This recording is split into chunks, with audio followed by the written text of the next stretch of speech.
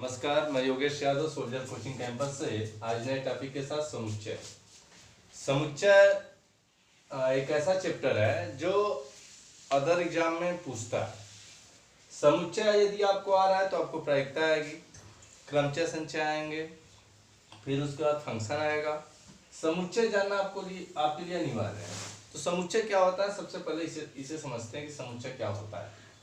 समुच्चय शब्दों वस्तुओं के सार्थक संग्रह को समुच्चय कहते हैं। यानी किसी एक दो या दो से अधिक वस्तुओं या शब्दों के सार्थक संग्रह को समुच्चय कहते हैं। समुच्चय में क्या होता है, जैसे हम आपको बता दे रहे हैं कि अगर लिखा है दो दो दो दो, तो जब समुच्चय के रूप में लिखेंगे तो हम किस प्रकार लिखेंगे। समुच्चय के रूप में लिखना है तो हम बस ऐसे लिख देंगे, पूरे दो का मतलब हो जाएगा। या जैसे कर दिया गया कि कोई क्लास है, मान लीजिए क्लास 11th है। अगर क्लास 11th है उसमें सारे बच्चे हो गए, रवि हो गया, कवि हो गया, जो भी अदर जो भी नाम के सब हो गए। तो अगर हमें पता करना हो कि इसको समुच्चय के रूप में लिखिए तो हम क्या लिखेंगे, बस मजेदार क्वेश्चन लेते हैं कक्षा 11 के छात्रों का समुच्चय या समूह, तो ये समुच्चय के रूप में हो जाए। तो हमें सबसे बड़ी चीज विशेष ध्यान देना है, मैं आपको बता चुका हूं कि शब्दों या वस्तुओं के सार्थक संग्रह को समुच्चय कहते हैं। शब्दों या वस्तुओं के सार्थक संग्रह को समुच्चय कहते हैं। जैसे आपको दो दो दो दो, तो मध्य क्वेश्चन में बाद दो लिख दिए तो हो गया। अब देखिए इसका मतलब क्या है, देखिए यहाँ भी लिखना था, यहाँ भी हम आपको बताएं कि मझले कोष्टक में लिखते हैं। जब मझले कोष्टक में लिखते हैं तो ये मझले कोष्टक में क्यों लिखते हैं, क्यों नहीं छोटे कोष्टक में लिखते हैं, क्यों नहीं बड़े कोष्टक में लिखते हैं। आइए तो आपको इन कोष्टकों के बारे में एक चीज बताते हैं। जैसे क्या होता है, कोष्टक आप सुने होंगे कि ये होता है छोटा कोष्टक, ये होता है मझला कोष्टक, ये होता है बड़ा कोष्टक, और आप पढ़ेंगे रेखा कोष्टक होता है। ऐसे कोष्टकों के बारे में आप सुने होंगे। तो हम आपको इनके बारे में बताते हैं मुख्य रूप से कि इन दोनों में रिलेशन क्या होता है, किस प्रकार के होते हैं। जैसे हमें ज्ञात करना, जैसे मान लीजिए ये दिया है छोटा कोष्टक। छोटा कोष्टक का मतलब क्या है, बड़ा कोष्टक का मतलब। इसका उपयोग अब जब जाएंगे फंक्शन पढ़ेंगे उसमें मिलेगा आपको, लेकिन हम आपको यही जिक्र कर देते हैं इसके बारे में। एक बार जब फंक्शन पढ़ाएंगे तो उसमें भी आपको इसके बारे में बता देंगे। तो जो छोटा कोष्टक होता है एक्चुअली होता क्या है, जैसे हम लोग क्या लिखते हैं आपको जो है कि मैं आगे चल के बताऊंगा। जैसे मान लीजिए सपोज करिए दिया है x का जो वैल्यू है 2 और 3 के मध्य में है या इनके बराबर है। आप जानते हैं इसका मतलब क्या होता है, जिधर खुला है वो बड़ा है, जिधर बंद है वो छोटा है। यानी x 2 से बड़ा होगा, लेकिन नीचे अगर ऐसे चिन्ह दे दिया इसका मतलब क्या है, बराबर भी है। यहां क्या है देखिए, x छोटा होगा, 3 से बराबर भी हो सकता है। तो इसका मतलब इसे कैसे हम लिख सकते हैं, तो इन दोनों कोष्टकों का प्रयोग करते हैं हम। ये नहीं लिखना होगा, बस इस कोष्टक में लिख देंगे तो हम समझ जाएंगे इसका मतलब क्या है। जैसे देखिए कि 2 3, तो अब इसे ऐसे लिख दी 2 3। इसका मतलब जो x का वैल्यू है 2 और 3 भी हो सकता है, 2 और 3 के बराबर भी हो सकता है। इसे बोलते हैं हम लोग, क्या बोलते हैं, बंद। इसे भी बोलते हैं बंद अंतराल, इसे बोलते हैं बंद बंद अंतराल। बंद बंद अंतराल का मतलब क्या हो गया, मान इन दोनों के बीच में भी हो सकता है, इन दोनों के बराबर भी हो सकता है। तो बंद अंतराल को हमेशा ऐसे दर्शाते हैं। अब इसके बाद आता है बंद अंतराल। ऐसी भी कंडीशन हो सकती है जो x का वैल्यू हो 2 से बड़ा हो परंतु 3 से छोटा और 3 के बराबर भी हो सकती है। तब इसे हम क्या कह सकते हैं, देखिए जिधर बराबर का चिन्ह नहीं लगा है उधर खुला हो जाएगा, जिधर बराबर का चिन्ह लगा तो उधर बंद रहेगा। देखिए यहां दोनों में बराबर लगा था तो बंद बंद हो गया। अब इसे हम क्या लिख सकते हैं, इधर बराबर का चिन्ह नहीं तो लिखेंगे खुला और इसे लिखेंगे बंद, यानी कि खुला बंद। इन दोनों के बीच में तो अंतराल हो गया, यानी कि खुला बंद अंतराल। इसको कैसे लिख सकते हैं, देखिए ऐसे, यानी ये खुला है और ये क्या है, बंद। तो इसे बोलते हैं खुला बंद अंतराल। आइए अब ये तो इस कोष्ठक का प्रयोग बता दिए हम। इसी प्रकार क्या होता है कि खुला बंद हो गया, बंद बंद भी होता है, खुला खुला भी होता है, खुला खुला अंतराल। अर्थात कहने का मतलब x का वैल्यू 2 और 3 के मध्य में होगा, बराबर नहीं हो सकता।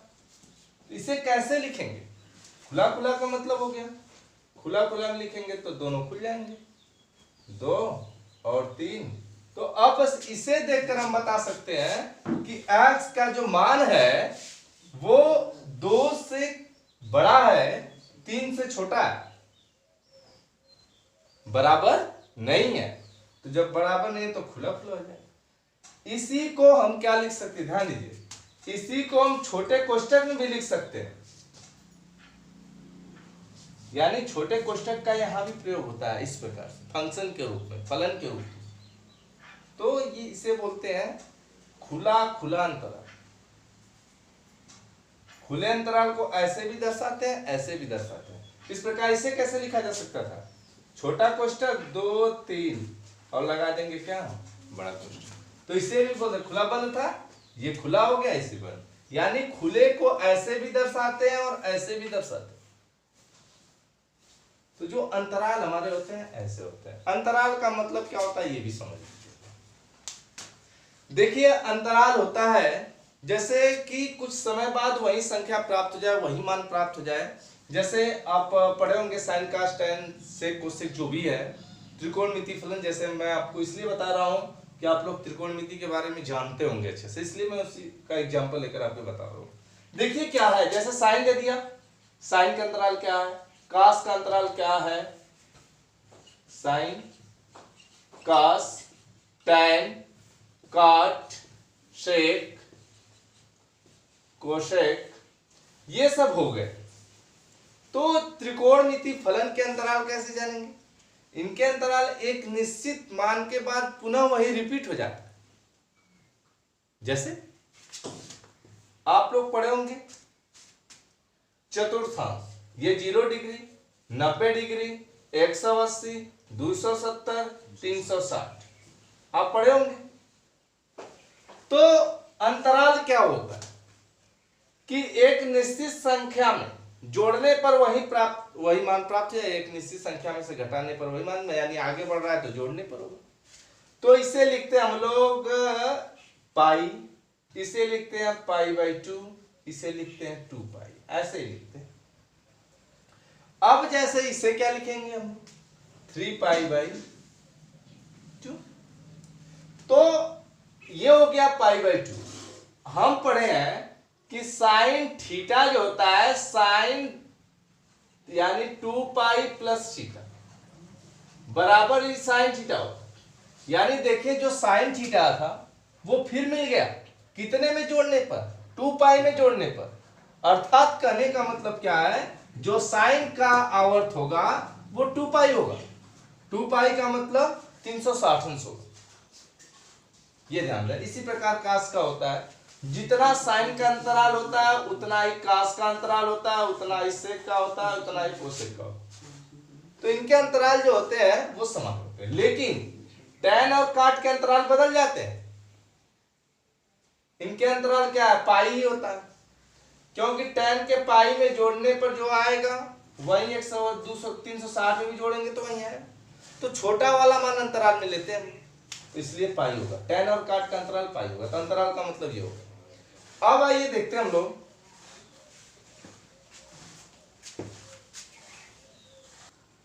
देखिए समुच्चय को कैसे दर्शाया जाता है, कैसे लिखा जाता है।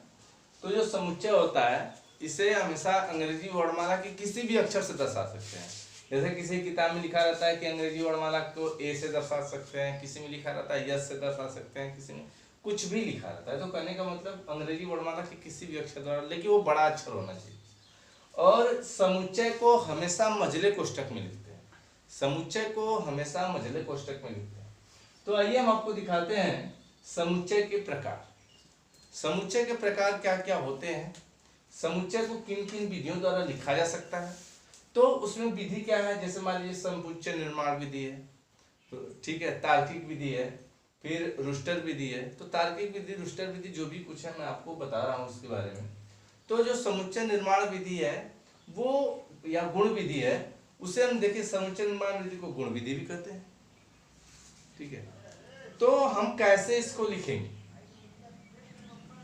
तो समुच्चय निर्माण विधि के रूप में जैसे समुच्चयों के गुण के आधार पर लिखा जाता है। जैसे कह दिया कि x बराबर 2, 4, 6, 8, 10, ऐसे ही कर दिया। समुच्चय निर्माण विधि से कैसे आप इसको लिखेंगे, तो समुच्चय निर्माण विधि क्या करती है, कहती है x सच दैट x ऐसा है कि, यानी सच दैट का मतलब क्या होता है, सच दैट यानी कि ऐसा है कि x बराबर सम संख्या जो 10 या 12 से छोटी है, मल्टीपल ऑफ 2 भी हो सकता है, 12 से क्या है, छोटी है।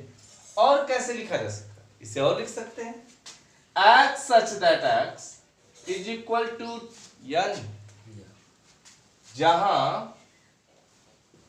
n is equal to 1, 2, 3, 4, 5।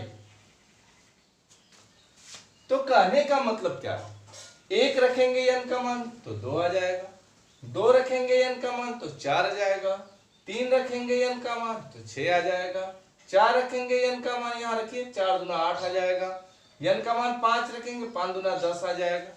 या इसे ऐसे भी लिख सकते हैं, या ऐसे भी लिख सकते हैं कि x such that x क्या है, एक सम संख्या है। लिखो सम संख्या कितनी तक है, 12 से छोटी सम संख्या। और कैसे लिख सकते हैं, और लिख सकते हैं x such that x ऐसा है कि x बराबर 2 के गुणज या 2 के प्रथम 5 गुणज, ऐसे भी लिख सकते हैं। ये लिखने का तरीका है। देखिए इसमें क्वेश्चन कैसे पूछ सकते हैं, जैसे क्वेश्चन पूछ सकता है कि समुच्चय निर्माण विधि के रूप में इसे कैसे लिख सकते हैं या कैसे नहीं लिखा जा सकता। कौन सा ऑप्शन पहला दे दिया, ये ऑप्शन दूसरा आपको दे दिया, ऑप्शन तीसरा दे दिया, चौथा ऑप्शन दे दिया आपको x such that x बराबर 1 से 10 तक की संख्या। सपोज करिए ऐसे आपको ऑप्शन दे कर निम्न में से कौन गलत है, यह भी ध्यान दिया जाता है। प्रश्न को किसी भी प्रश्न को हल करते समय सबसे पहले प्रश्न को अच्छे से पढ़िए, अच्छे से समझिए, उसके बाद उसका सलूशन दीजिए। तो हमको पहले कौन सा सही नहीं है, तो इसमें तो ये चीज यही दर्शाता है, ये भी चीज वही दर्शाता है, ये भी चीज यही दर्शा रहा है, बट ये चीज नहीं दर्शा रहा है, तो यही ऑप्शन नहीं है। तो ये हो गया आपका क्या, समुच्चय निर्माण विधि या गुण विधि, यानी किसी वस्तु या अंकों के गुण के आधार पर मझले कोष्ठक में जो लिखा जाता है उसे बोलते हैं गुण विधि या समुच्चय निर्माण विधि। अब आइए आपको रोस्टर विधि के बारे में बताते हैं। रोस्टर विधि क्या होती है, रोस्टर विधि जो होती है, देखिए हम मैक्सिमम इसी से पढ़ते हैं, रोस्टर विधि से। जो हमारी रोस्टर विधि है इसमें यह ध्यान दिया जाता है कि जो समुच्चय के अवयव हैं उनके बीच कामा का प्रयोग करते हैं, किसी को दोहराते नहीं है और हमेशा उसे मझले कोष्ठक में लिखते हैं। यह आपका रोस्टर विधि है, सबसे सिंपल तरीका है। जैसे दे दिया हो हमें कोई संख्या दिया हो, जैसे मान लीजिए कि दे दिया गुण विधि में या समुच्चय निर्माण विधि में दे दिया आपको कि x such that x equal 1 से 100 तक की संख्या। अब इसको हमको रोस्टर विधि में बदलना, तो इसको रोस्टर विधि में कैसे लिखेंगे? तो रोस्टर विधि का रूल क्या होता है? इसे हमेशा मझले कोष्टक में लिखते हैं। तो हम लिखना स्टार्ट करते हैं, 1 2 3 4 5 डॉट डॉट डॉट डॉट 98 99 100। तो यानी हमारा ये हो गया रोस्टर विधि। रोस्टर विधि में क्या करना आपको? अवयवों के बीच कामा का प्रयोग करना है। किसी भी अवयव को दोहराना नहीं है, किसी भी अवयव को छोड़ना नहीं है, इसे हमेशा मझले कोष्टक में लिखना है। तो ये हो गया आपका रोस्टर विधि। अब आपको दिखाते हैं हम कि क्या होता है समुच्चय के प्रकार। समुच्चय के प्रकार ध्यान दीजिए। देखिए वैसे समुच्चय पढ़ेंगे तो बहुत ज्यादा है, जो कंपटीशन में आते हैं जैसे एनडीए में हो गया, एयरफोर्स में हो गया, जो आप पढ़ते हैं, या IIT लेवल में आ गया, सब इसी से, इससे ज्यादा कहीं से आएगा नहीं। अगर एक भी क्वेश्चन बाहर से है तो बताइएगा। तो देखिए क्या कैसे क्या होता है। तो समुच्चय के प्रकार में पहले क्या है, मान लेते हैं हम क्या है, रिक्त समुच्चय।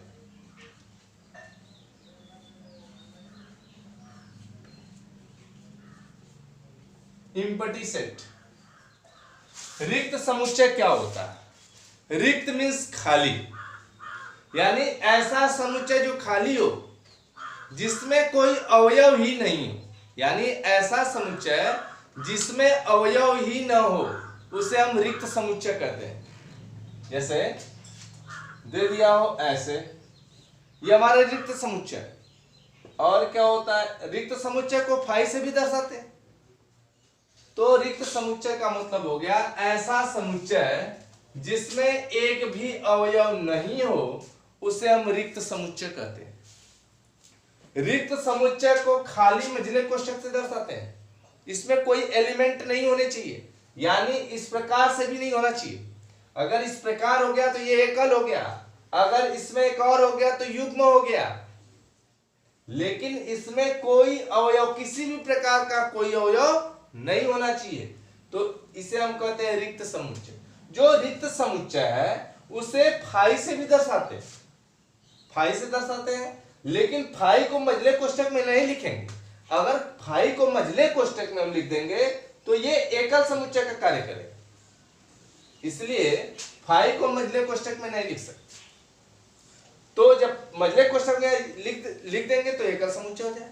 तो रिक्त समुच्चय का मतलब ऐसा समुच्चय जिसमें अवयव ही न हो। तो अवयव ही न, इसका मतलब खाली रहेगा, या फाई से दर्शाएंगे। तो कहने का मतलब हो गया रिक्त समुच्चय ऐसा समुच्चय जिसमें अवयव ही न हो। अब चलते हैं आगे हम लोग कि एकल समुच्चय। एकल समुच्चय, एकल समुच्चय क्या होता है? ऐसा समुच्चय जिसमें अवयवों की संख्या केवल एक हो। ऐसा समुच्चय जिसमें अवयवों की संख्या एक हो, केवल एक संख्या हो, एक अंक नहीं, कोई एक संख्या हो सकता है। ये नहीं कि जिसमें एक हो वही होगा, ऐसा कुछ नहीं है। ये भी एकल है, इसके साथ साथ कोई भी एलिमेंट आ जाए, ये हो गया एकल, आपका ये हो गया एकल, इसे बोलते हैं। देखिए जीरो भी आ गया तो ये भी एकल समुच्चय हो गया। या इसमें कोई चित्र भी बना दिया एक, जैसे गाड़ी बना दिया सपोज, तो गाड़ी जब बना दिया तो समझ लो कि ये भी एक गाड़ी बनाया है, तो एकल है।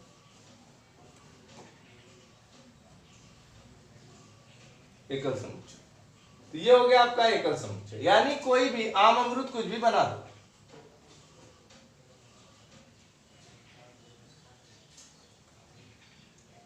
तो ये एकल समुच्चय कहलाएगा। कोई भी एक एलिमेंट होना चाहिए। आइए आगे देखते हैं युग्म समुच्चय। युग्म समुच्चय क्या होता है? युग्म समुच्चय का मतलब हो गया ऐसा समुच्चय जिसमें अवयवों की संख्या 2।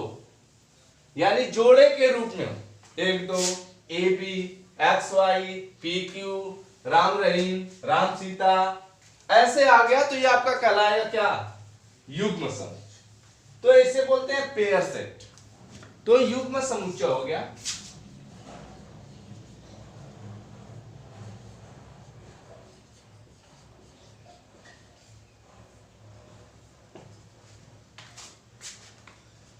युग्म समुच्चय का मतलब ऐसा समुच्चय जिसमें अवयवों की संख्या 2 हो, जोड़े के रूप में। ऐसा समुच्चय जिसमें अवयवों की संख्या जोड़े के रूप में हो उसे हम युग्म समुच्चय कहते हैं।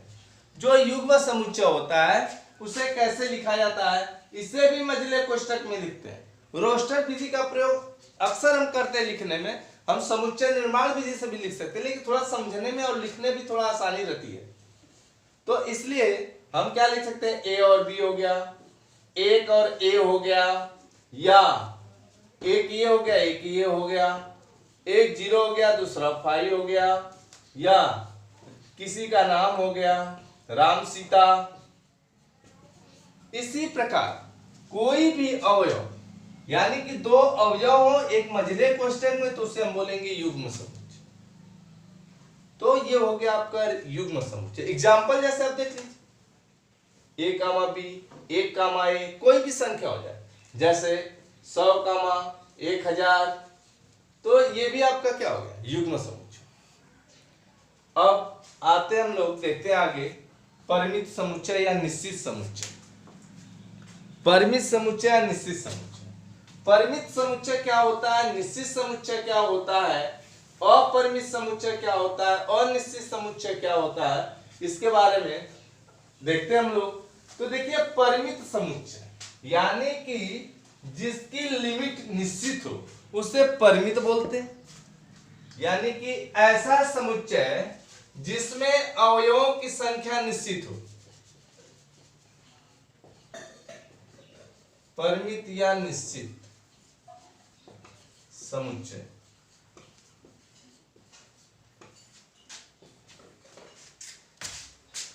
यानी कि ऐसा समुच्चय जिसमें अवयवों की संख्या निश्चित हो उसे परिमित समुच्चय कहते हैं। जैसे राम के पास 2 लड़के हैं, तो राम के पास 2 लड़के वो निश्चित हैं, 2 हैं। हमारे पास 1000 रुपए है, वो भी निश्चित है। तो या परिमित को ही निश्चित कहते हैं। जैसे देखिए कर दिया 1 2 3 4 5 6 ऐसे दे दिया, ए बराबर दे दिया, तो इसे हम बोलेंगे परिमित समुच्चय। क्योंकि ये निश्चित है कितने, 6 हम गिन लिए, तो ये परिमित हो गए। जैसे आपको और कैसे समझ सकते हैं आप इसे, 8 7 6 5 4 3 2 0। अब बोलेगा कौन सा समुच्चय, तो भी परिमित समुच्चय। आपको बस इतने ही ध्यान देना है कि जो निश्चित हो, जो मालूम हो। जैसे कह दिया 1 से 100 तक संख्या, तो ये परिमित हो जाए।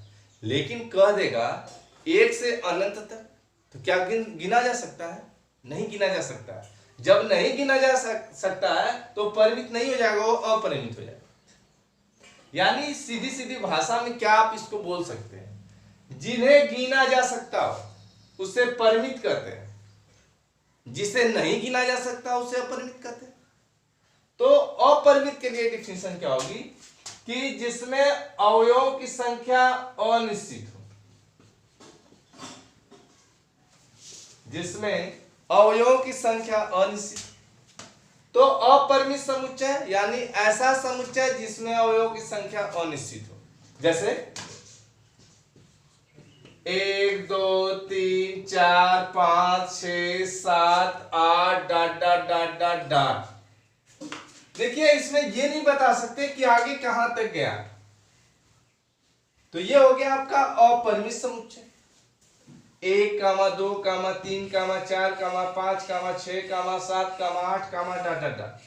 तो ये हो गया आपका अपरिमित समुच्चय। जैसे ये हो गया। दूसरी चीज और कैसे बोल सकते हैं कि संख्याओं को गिना जा सकता है, संख्या कभी समाप्त हो सकती है, यानी बोल दिया कि सभी संख्याओं का समुच्चय। अब सभी संख्याओं का मतलब 1 अंक की संख्या, 2 अंक की संख्या, 3 अंक की संख्या, 4 अंक की संख्या, डाट डाट डाट डाट जितने भी अंक की संख्या, तो क्या कभी निश्चित है? नहीं गिना जा सकता इनको, इसलिए ये अनिश्चित समुच्चय कहलाते हैं। अनिश्चित का मतलब जिन्हें गिना नहीं जा सकता हो, जैसे 1, 2, 3, 4, 5, 6, 7, 8, 9, 10 नहीं काउंट किया जा सकता है, इसे बोलते हैं अपरिमित समुच्चय।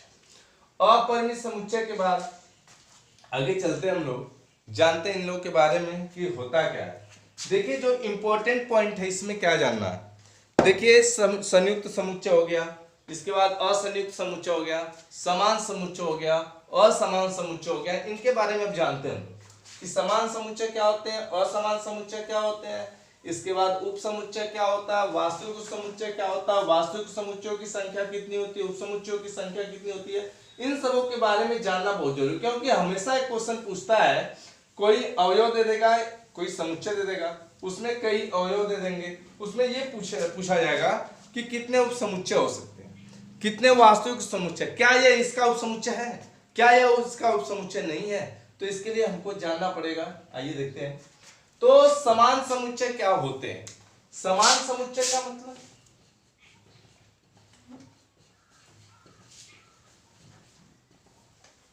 यानी कि ऐसे दो समुच्चय जिनके सभी अवयव समान हो, ऐसे दो समुच्चय, या लिख सकते हैं ऐसे दो ए और बी समुच्चय जिसमें अवयव समान हो, अर्थात ए बराबर 1 2 3 और बी बराबर भी 1 2 3, तो इन्हें बोलते हैं समान समुच्चय। समान समुच्चय का मतलब कि ऐसे दो समुच्चय जिसमें अवयव समान, उन्हें समान समुच्चय बोलते हैं। अब समान समुच्चय के बाद बात आ गई असमान, जस्ट इसका विपरीत हो जाएगा, उसमें अवयव मिलते जुलते नहीं रहते हैं, तो उन्हें बोलते हैं असमान समुच्चय। अब देखिए जो है कि संयुक्त समुच्चय, या असंयुक्त समुच्चय। संयुक्त समुच्चय का मतलब क्या हो गया कि ऐसे दो समुच्चय, ऐसे दो ए और बी समुच्चय जिसमें अवयवों की संख्या तो बराबर हो लेकिन अवयव भिन्न हो, अवयवों की संख्या बराबर हो लेकिन भिन्न हो, तो उसे हम संयुक्त बोलते हैं। असंयुक्त का मतलब क्या हो गया कि बराबर भी नहीं हो और भिन्न भी हो। संयुक्त का मतलब हो गया बराबर हो लेकिन अलग अलग अवयव हो। असंयुक्त का मतलब बराबर भी नहीं हो, समुच्चय भी भिन्न हो। अब आते हैं उप समुच्चय। उप समुच्चय क्या होता है? देखिए इंपॉर्टेंट टॉपिक यही स्टार्ट होती है आपकी उप समुच्चय से।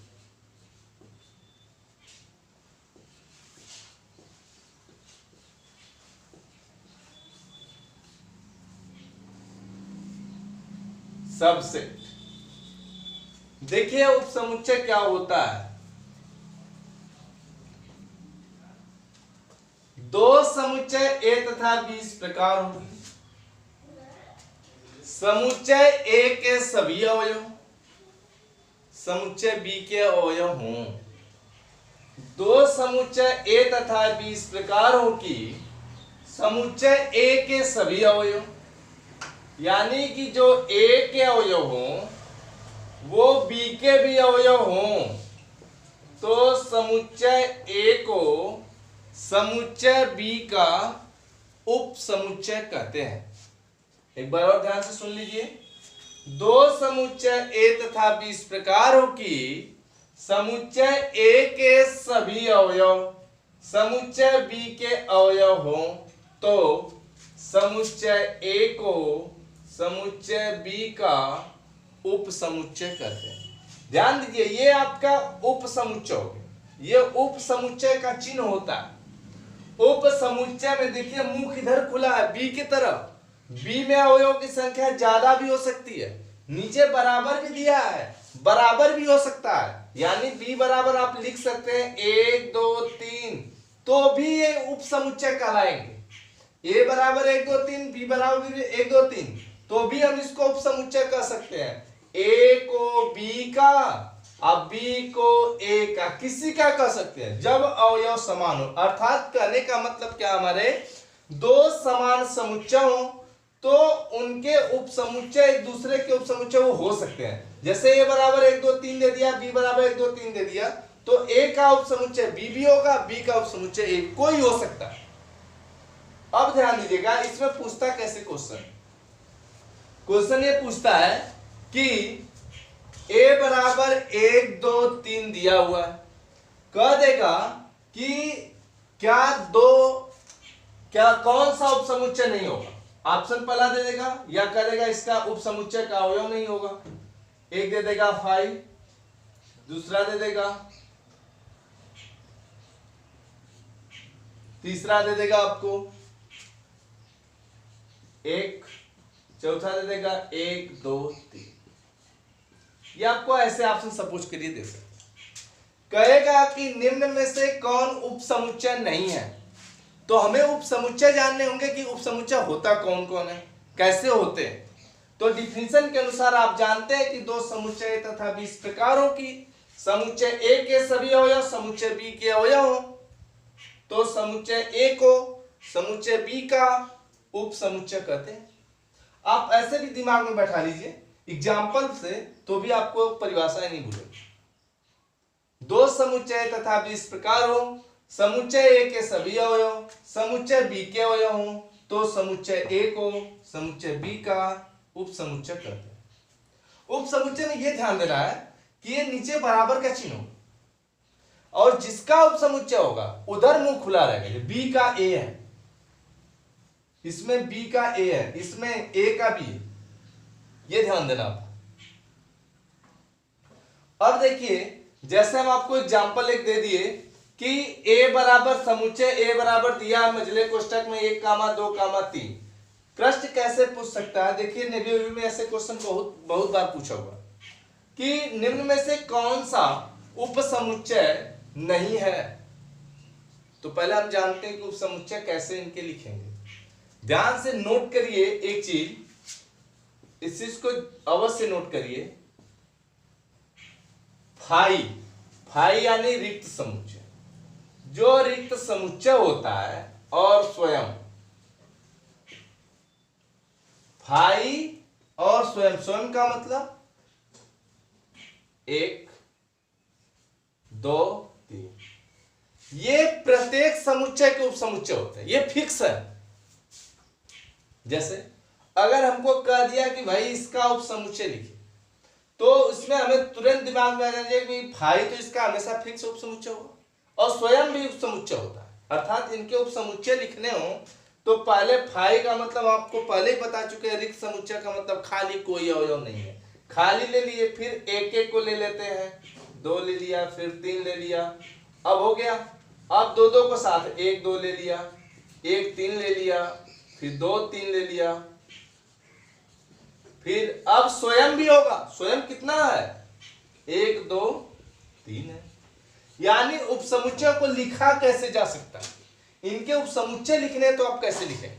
तो यदि ए बराबर 1 2 3 दिया है, तो हमें जब उपसमुच्चय लिखने तो हम दिमाग में तुरंत होना चाहिए भाई उपसमुच्चय लिखना है तो फाई होगा और स्वयं भी होगा, तो एक तो फाई हो गया। फाई का मतलब खाली कोई अवयव नहीं है। आप इसे ऐसे भी अगर फाई हटाएंगे तो आप बस ऐसे लिख दीजिए इसमें कोई एलिमेंट नहीं है, तो भी सही है। तो ये हो गया, खाली एक भी अवयव नहीं। अब एक अवयव को बारी बारी से ले लेते हैं, फिर 2 2 अवयव को ले लेते हैं, फिर 3 3 अवयव को ले, उसके आगे है ही नहीं तो छोड़ देते हैं, बस काउंट कर लेते हैं इसको 1 2 3 4 5 6 7 8। तो अब इसके कितने हैं, 3 अवयव के 8 उपसमुच्चय हो। तो आइए पहले इसे मिला लेते हैं हम लोग, उसके बाद आपको बताते हैं कौन सा उपसमुच्चय नहीं है। देखिए फाई है, ये तो है उपसमुच्चय। 1 है, ये भी है। 1 2 3 है, ये भी है, लेकिन ये नहीं है, इसलिए ये वाला उपसमुच्चय। तो आपको उपसमुच्चय यहां से जान सकते हैं। एक बार और देख लीजिए उपसमुच्चय कैसे लिखेंगे। किसी भी कोई भी समुच्चय दिया, उनके अवयव दिए तो उनके उपसमुच्चय कैसे लिखेंगे। तुरंत आपको उपसमुच्चय लिख रहे हैं तो रिक्त समुच्चय पक्का लिखना पड़ेगा। उसके बाद सिंगल सिंगल लिख लीजिए, फिर डबल डबल ले लीजिए साथ में, फिर इसके बाद एक साथ सबको ले लीजिए, तो ये हो जाएंगे। ऐसे लिखेंगे आप उपसमुच्चय। इसके बाद देखिए आपको इसके बारे में हम बताते हैं, बहुत सी चीज है कि इसकी संख्या कैसे ज्ञात करेंगे। संख्या कैसे ज्ञात करते हैं, जैसे अवयवों की संख्या दे दिया हो भाई कि इसमें अवयव 3 है, तो इनकी संख्या उपसमुच्चयों को ज्ञात करनी है। तो होता क्या है, ध्यान दीजिए। तो नोट करिए एक चीज, इंपॉर्टेंट चीज है इसमें कि यदि किसी समुच्चय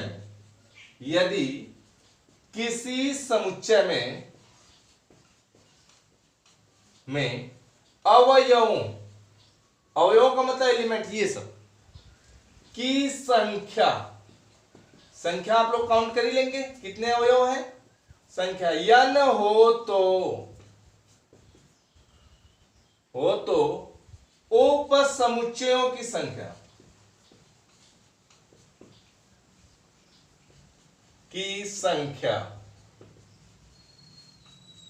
बराबर 2 के घात n होगी। ये चीज नोट कर लीजिए।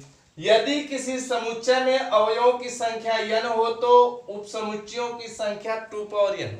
तो यहां देखिए अवयवों की संख्या कितनी है, 3 है, तो उपसमुच्चयों की संख्या 2 के घात 3, यानी कितना हो जाएगा 8। हम लिखे भी थे तो काउंट किए थे 8 था, फिर से एक बार लिख लेते हैं। 5 हो गया, 1 हो गया, 2 हो गया, 3 हो गया, 1 2 हो गया, 1 3 हो गया, 2 3 हो गया, 1 2 3 हो गया। काउंट कर लेते हैं, 1 2 3 4 5 6 7 8। तो संख्या ऐसे भी ज्ञात कर सकते हैं, इसमें काउंट के लिए कितने हो गया, 2 पे घात चढ़ा दीजिए, मालूम हो जाए। तो ये हो गया आपके क्या, उपसमुच्चय। इसके बाद देखते हैं हम लोग वास्तविक उपसमुच्चय या उचित उपसमुच्चय। देखिए वास्तविक उपसमुच्चय क्या होता है, उचित उपसमुच्चय क्या होता है। तो सेम चीज है बिल्कुल, जैसे उपसमुच्चय की डिफिनीशन है वही है, लेकिन उसमें एक चीज ध्यान दिया जाता है। वो क्या ध्यान दिया जाता है कि जो स्वयं होता है वो होता ही नहीं उसमें। वास्तविक उपसमुच्चय में यानी उसकी डिफिनीशन कैसे दे सकते हैं आप कि दो समुच्चय ए तथा बी इस प्रकार हो कि समुच्चय ए के जो अवयव हो वो समुच्चय बी के भी अवयव हो, परंतु समुच्चय बी में कम से कम एक ऐसा अवयव हो जो समुच्चय ए का अवयव न हो।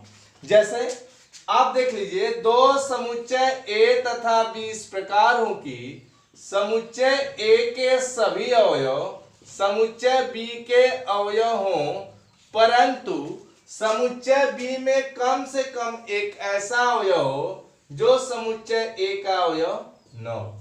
जो समुच्चय ए का अवयव, देखिए ये समुच्चय में नहीं, तो समुच्चय ए को समुच्चय बी का उचित या वास्तविक उपसमुच्चय कहते हैं, यानी सुपरसेट, इसको सुपरसेट बोलते हैं।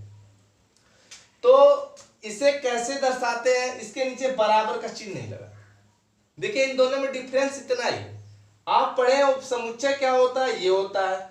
वास्तविक समुच्चय क्या होता है, इसमें बराबर का चिन्ह नहीं होगा, इसमें बराबर का चिन्ह नहीं होता, अर्थात बराबर वाला जो अवयव होगा ये होगा ही नहीं, बस ये हो गया वास्तविक समुच्चय। इसमें हमेशा संख्या इससे कम होती, यानी वास्तविक समुच्चय में अवयवों की संख्या उप समुच्चय के अवयवों की संख्या से कम होता है। आप जैसे देख लीजिए परिभाषा एक बार आओ, दो समुच्चय ए तथा बी इस प्रकार हो कि समुच्चय ए के सभी अवयव समुच्चय बी के अवयव हों, परंतु समुच्चय बी में कम से कम एक ऐसा अवयव हो जो समुच्चय ए का अवयव न हो, तो समुच्चय ए को समुच्चय बी का वास्तविक या उचित उपसमुच्चय कहते हैं। तो अब एग्जांपल जैसे आपको दिखा देते हैं, ये देख लीजिए एग्जांपल, या तो ऐसे दे दिया ए बराबर 1 2 3, बी बराबर दे दिया 1 2 3 4, ऐसे ही दे दी। तो देखिए दो समुच्चय तथा भी इस प्रकार हो कि समुच्चय के सभी और समुच्चय बी के अवयव, परंतु समुच्चय बी में कम से कम एक ऐसा हो जो समुच्चय का अवयव न हो, तो समुच्चय को समुच्चय बी का वास्तविक को समुच्चय कहते हैं। अर्थात ऐसे भी लिख सकते हैं इसको, ए सुपरसेट ऑफ बी, पढ़ेंगे ऐसे, ए जो है बी का वास्तविक समुच्चय है। अब इन्हें कैसे लिखा जा सकता है, अब ध्यान दीजिए, नोट करने की बातें क्या है इसमें आपको नोट करना क्या है, ये जरूर नोट करिएगा आप कि जो रिक्त समुच्चय होता है,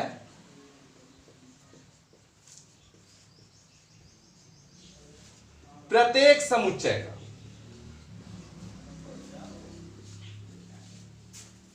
रिक्त समुच्चय, प्रत्येक समुच्चय का वास्तविक या उचित उप समुच्चय होता है।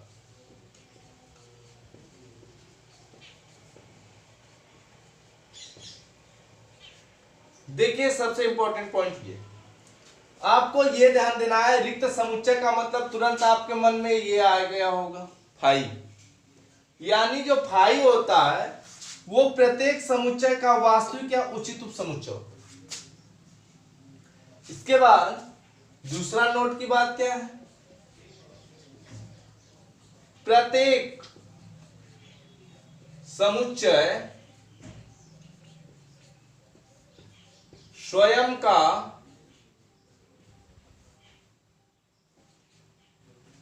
वास्तविक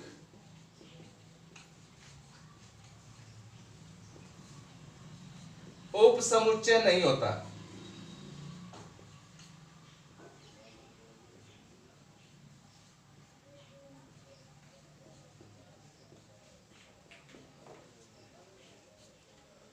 ये दोनों बातें ध्यान देनी है आपको, वास्तविक उप समुच्चय। तो आइए ध्यान देते हैं, जैसे आपको एग्जांपल देते हैं, ए बराबर दे दिया 1 2 3, कह दिया भाई हमको लिखिए वास्तविक उप समुच्चय, तो आप कैसे लिखेंगे, तो पहले ही दिमाग में ये आना चाहिए, पहला नोट, रिक्त समुच्चय प्रत्येक समुच्चय का वास्तविक या उचित उप समुच्चय होता है। तो पहले हम फाई लिख लेंगे, प्रत्येक समुच्चय स्वयं का वास्तविक उप समुच्चय नहीं होता है, ये बात ध्यान में रखिए, प्रत्येक समुच्चय स्वयं का वास्तविक समुच्चय नहीं होता है, अर्थात ये पॉइंट रहेगी नहीं और बाकी सब रहेगा, बाकी सब रहेगा, यही ध्यान देना।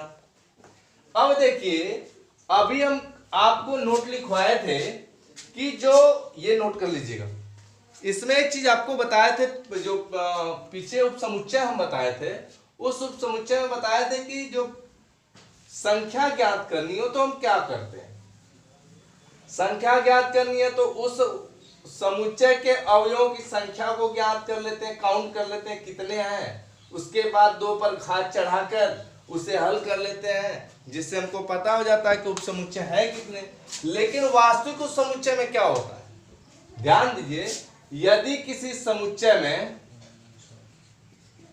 यदि किसी समुच्चय में अवयवों की संख्या स्मॉल n है तो वास्तविक उप समुच्चयों की संख्या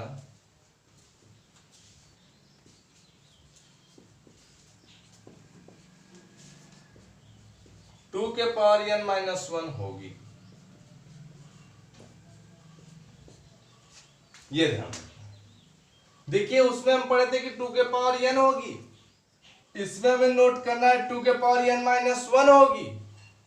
क्या नहीं होगा, ये स्वयं नहीं होगा, अर्थात अगर एलिमेंट 3 है तो हम निकालेंगे वास्तविक समुच्चयों की संख्या, तो 2 के पावर 3-1, 2 पावर 3 हल करेंगे 8 आ जाएगा, 1 घटा देंगे 7 आंसर। ऐसे भी क्वेश्चन पूछ सकता है। तो इसके बाद चलते हैं आगे क्या है। इसके बाद आगे आपका आएगा शक्ति समुच्चय पावर सेट। पावर सेट क्या होता है, और इससे पहले एक नोट लिख लीजिए आप लोग। इसमें क्या नोट जानना है वो नोट कर दे रहे हैं, आप लोग नोट कर लीजिए। जो लोग इस वीडियो को देख रहे हैं स्क्रीनशॉट ले लेंगे। देखिए क्या नोट है, इंपॉर्टेंट नोट है।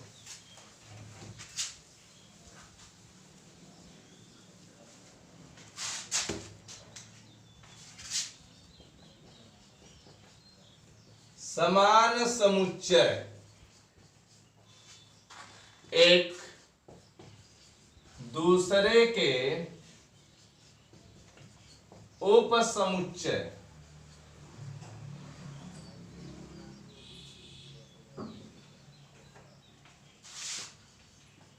हो सकते हैं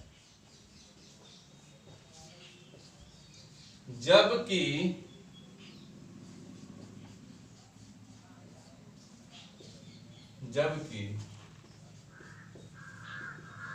वास्तविक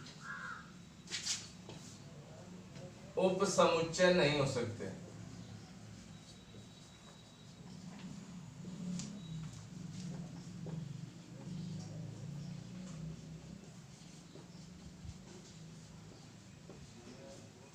ये इंपॉर्टेंट पॉइंट। तो दो समान समुच्चय एक दूसरे के उपसमुच्चय हो सकते हैं जबकि वास्तविक समुच्चय नहीं हो सकते। ये इंपॉर्टेंट पॉइंट, इसे जरूर नोट करिएगा। इसके बाद देखते हैं हम लोग, ये चीज समझ में आई है, नहीं समझ में आई तो इसी से पकड़ लीजिएगा जो हम बता चुके हैं। ये उपसमुच्चय हो सकता है समान वाला, इसमें समान वाला नहीं होगा, बस इसी से पकड़ेंगे तो ये नोट हमेशा दिमाग में बना रहेगा। इसके बाद देखिए शक्ति समुच्चय या पावर सेट क्या होता है। पावर सेट या शक्ति समुच्चय किसे कहते हैं। शक्ति समुच्चय होता है कि किसी समुच्चय के उपसमुच्चयों के समुच्चय को घात समुच्चय या पावर सेट या शक्ति समुच्चय कहते हैं। ध्यान से सुन लीजिए, शक्ति समुच्चय या पावर सेट क्या होता है। घात समुच्चय भी बोलते हैं इसको, या पावर सेट। जो पावर सेट होता है इसका मतलब क्या है, किसी भी समुच्चय के उपसमुच्चयों के समुच्चय को, यानी कोई समुच्चय दिया हो, जैसे a बराबर दे दिया a b c सपोज के, तो हम क्या करेंगे इसे लिख लेते हैं। उपसमुच्चय इसका लिखेंगे तो पहले फाई हो जाएगा, फिर a हो जाएगा, b हो जाएगा, c हो जाएगा, a कामा b हो जाएगा, b कामा c हो जाएगा,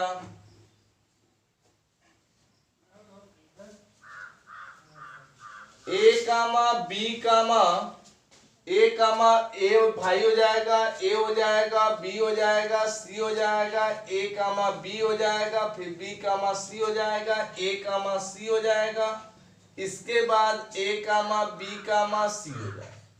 ये उपसमुच्चय हो जाएगा। अब शक्ति समुच्चय जो होता है, पावर सेट जो होता है, उसे कैसे आप दिखाएंगे। जो शक्ति समुच्चय पावर सेट होता है उसको हम पीए से दर्शाते हैं, ऐसे पी आ कोष्टक में ए। अब हम क्या करेंगे, आपको शक्ति समुच्चय दर्शाने हैं तो पहले आप उपसमुच्चय लिख लीजिए। उपसमुच्चय लिखने के बाद ध्यान दीजिए क्या करना है आपको, एक और मंजिला कोष्टक लगा दीजिए, आपका बस घात समुच्चय हो जाएगा। यानी कि किसी समुच्चय के उपसमुच्चय हो गए के समुच्चयों को, समुच्चय का मतलब किनारे किनारे मंजिला कोष्टक लग गया तो समुच्चय हो गया, को हम क्या कहते हैं, घात समुच्चय कहते हैं। एक बार और ध्यान दीजिए, किसी समुच्चय के, ये कोई समुच्चय ए हो गया, इसके उपसमुच्चय हो गए, फिर उनके समुच्चय को घात समुच्चय कहते हैं। इसे पीए से दर्शाते हैं। इसमें भी वही बात है, अगर इसके पूछ दे कि भाई यदि a बराबर a b c दे दिया, कह रहा इसके उपसमुच्चय, इसके घात समुच्चयों की संख्या ज्ञात कीजिए। तो घात समुच्चयों की संख्या उतना ही होगा जितना उप समुच्चयों की संख्या होती है। तो ये चीज नोट करिए नोट में कि किसी समुच्चय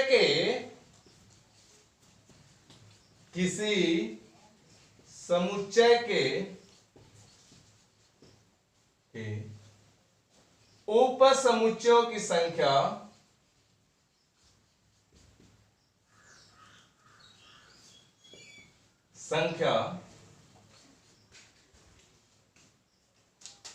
तथा घात समुच्चयों की संख्या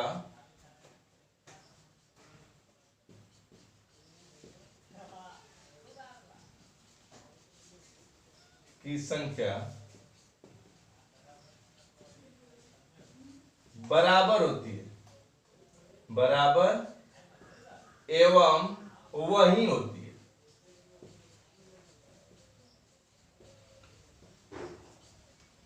देखिए जो अवयव उप समुच्चय के होंगे वही अवयव घात समुच्चय के होंगे, और संख्या जितनी उप समुच्चय की होगी उतने ही घात समुच्चय के अवयवों की संख्या होगी। तो आगे देखते हैं हम लोग।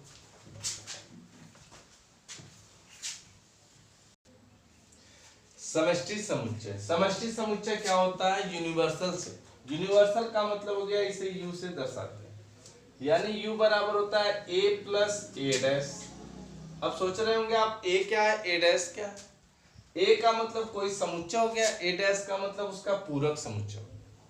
a यानी किसी समुच्चय तथा उस समुच्चय के पूरक समुच्चय के योग को समष्टि समुच्चय कहते हैं। u बराबर a प्लस ए डैश।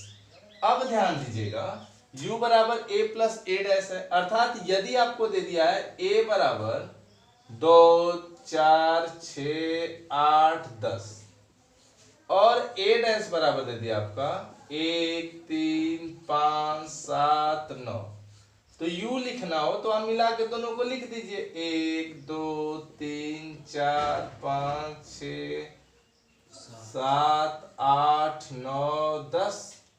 तो ये आपका हो गया यूनिवर्सल सेट, यानी किसी समुच्चय तथा उस समुच्चय के पूरक समुच्चय के योग को समष्टि समुच्चय।